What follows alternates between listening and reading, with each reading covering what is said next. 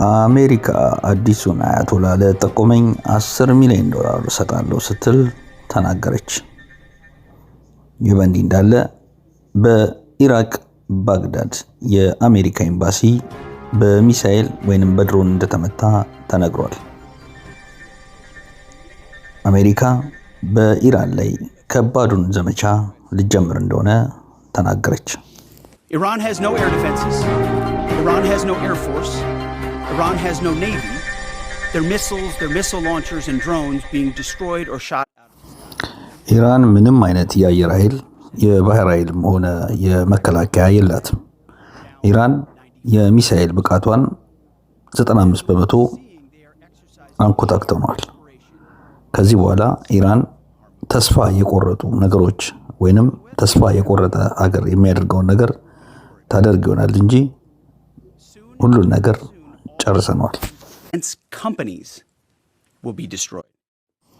አሁን የኢራን አመራሮች ተስፋ ቆርጠዋል። የት እንዳሉ እንኳን አይታወቅም። አብዛኞቹ ልክ እንደ አይጥ በጉድጓድ ውስጥ ተደብቀው ነው ያሉት። ሁሉም ተስፋ ቆርጠዋል ማለት ይቻላል።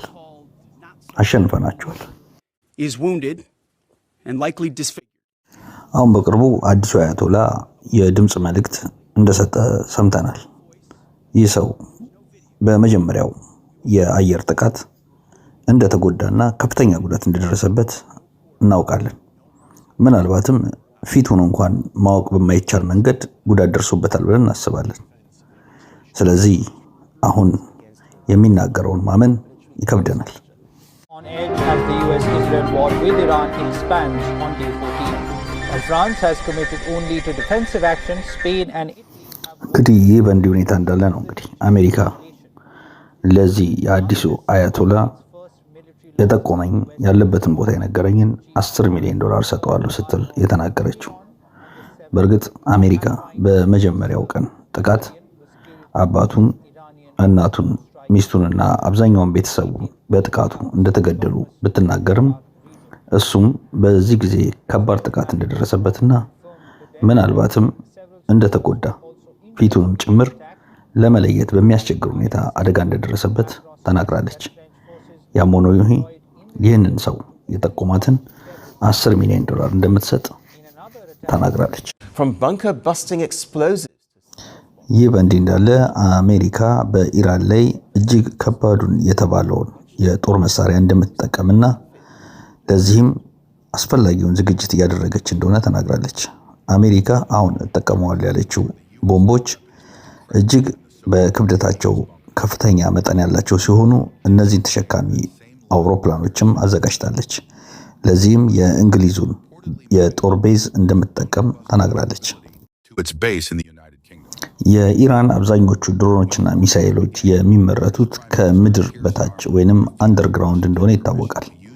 ኢራኖች እነዚህን መሳሪያዎች የሚያመርቱባቸው ፋብሪካዎች ከምድር በታች የተሰሩ ፋብሪካዎች ሲሆኑ በቀላሉ በመሳሪያ ለመምታት የማይመችና ለዚህም አሜሪካ እጅግ ክብደታቸው ከ15000 እስከ 30000 ኪሎ ግራም የሚመጥኑ ቦምቦችን ተሸካሚ አውሮፕላኖች ተጠቅማ ለመምታት እንዳሰበችና ይህንንም ለመጠቀም በሁለተኛው ዓለም ጦርነት ስትጠቀምበት የነበረውን ከባድ የቦምብ ተሸካሚ አውሮፕላኖችን እንደምትጠቀም ተናግራለች። እነዚህ እጅግ የረቀቁ የቦምብ ከባድ ክብደት ያላቸው ቦምብ ተሸካሚ አውሮፕላኖች አሜሪካ በኢራን ላይ ለማዝነብ እንደተዘጋጀች ተናግራለች። እነዚህ ቦምብ ጣይ አውሮፕላኖች እጅግ ውስብስብ ቴክኖሎጂ ያላቸውና ከባድ መጠን ያላቸውን ኪሎግራም ቦምቦች መሸከም የሚችሉ አውሮፕላኖችና እጅግ ፈጣን አውሮፕላኖች እንደሆኑ ይነገራል። ለምሳሌ B1B ላንሰር የሚባለው እስከ 1500 ኪሎ ሜትር ፐር አወር የሚሄድና በ9400 ኪሎ ሜትር ራዲየስ አካባቢ አደጋ ማድረስ እንደሚችል ይነገርለታል። የሚሸከመው ቦምብ እስከ 34000 ኪሎ ግራም እንደሚመዝን ይታወቃል። ሌላኛው B2 ስፕሪት የተባለ የቦምብ ጣይ አውሮፕላን ሲሆን ይሄ እስከ 1000 ኪሎ ሜትር በሰዓት የሚበርና ምንም ነዳጅ ሳይሞላ 11000 ኪሎ ሜትር ድረስ መጓዝ የሚችል ሲሆን እስከ 18000 ኪሎ ግራም ክብደት ያለው ቦምብ መሸከም ይችላል። GPS guided and smart bombs to hit targets with high accuracy. ሌላው ሶስተኛው B-52 የተባለው ሲሆን ይህ ደግሞ 1000 ኪሎ ሜትር በሰዓት የሚበር ሲሆን ምንም ነዳጅ ሳይሞላ 14000 ኪሎ ሜትር መጓዝ ይችላል። መሸከም የሚችለው እስከ 31500 ኪሎ ግራም ክብደት ያለው ቦምብ ሲሆን ይህ በአይነቱም ሆነ በዘመናዊነቱ ከሁለቱ እጅግ የረቀቀ እንደሆነ ይነገራል። እነዚህ አውሮፕላኖች በቀላሉ በራዳር የማይጠቁ በሚሳኤል የማይመቱና እጅግ ውስብስብ ቴክኖሎጂ የሚጠቀሙ እንደሆኑ የአሜሪካ የምትኮራባቸው ምርጥ የቦምብ ጣይ አውሮፕላኖች እንደሆኑ ይነገራል። እንግዲህ አሜሪካ እነዚህን መሳሪያዎች በኢራን አንደርግራውንድ ወይንም ከመሬት ስር ያሉ ፋብሪካዎችን የመሳሪያ ፋብሪካዎችና የድሮን ፋብሪካዎችን ለመምታት እንደምትጠቀም ተናግራለች። ለዚህም የእንግሊዝን የጦር ቤዝ እንደምትጠቀምና በእንግሊዝ በኩል ይህንን ነገር እንደምታደርግ ተናግራለች። ኢራን ለእንደነዚህ አይነት ጥቃት ምን ያህል ዝግጁ እንደሆነች አብረን የምናየው ይሆናል። These bunker busters may not destroy entire facilities, but they could block tunnel entrances and access points, trapping missiles underground before they can be launched. So America's most powerful bombers are now reportedly within striking distance of Iran.